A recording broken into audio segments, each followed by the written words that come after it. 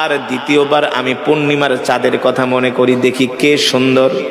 উম্মে মাবাদ বলে, আল্লাহর কসম করে বলি চাঁদের চেয়েও যুবক মোহাম্মদ সুন্দর।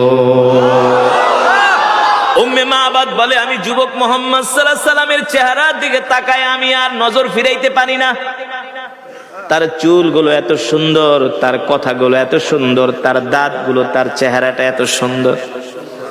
ও মুসলমান, আমার নবী যখন হাসি দিতেন, আল্লাহর নবীর চেহারা মোবারক গালগুলো বেদেনার মতো লাল হয়ে যেত। বুঝেন নাই? আল্লাহর নবী এত সুন্দর ছিলেন। জীবনের প্রথম যেদিন মিশরে যাই, কায়রো থেকে যেদিন বিমানে উঠি, দুবাই থেকে যেদিন কায়রোর বিমানে উঠি, মিশরের মানুষটা এমনি সুন্দর, জানেন? সব একের জিনিস। পুরুষরা তো সুন্দর, আর মেয়েদের কথা তো বাদই দিলাম। আপনাদেরকে জানার জন্য বলছি, এত সুন্দর কেন? পয়গম্বর ইউসুফ আলাইহিস সালাম ছিলেন পৃথিবীর সবচেয়ে সুন্দর, কিন্তু আল্লাহর নবীর চেয়ে সুন্দর। আল্লাহর নবী বলেন, আমার ভাই ইউসুফ হলো সাদা সুন্দর, আমি হলাম লাল সুন্দর। সাদা সুন্দর বেশি আকর্ষণীয় নাকি লাল সুন্দর?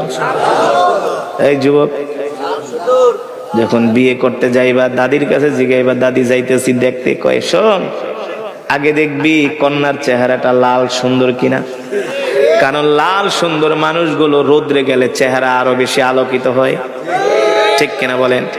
আমার রাসূল ছিলেন, আমার কলিজার টুকরা নবী ছিলেন লাল সুন্দর। আল্লাহু আকবার।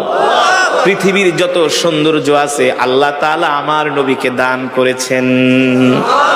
এই কারণে আম্মা জান আয়েশা রাদিয়াল্লাহু তাআলা আনহা বলেন, মিশরের রমণীরা পয়গম্বর ইউসুফের চেহারা দেখা আপেল কাটতে যায় আঙ্গুল কেটে ফেলেছিল, জানেন? হ্যাঁ,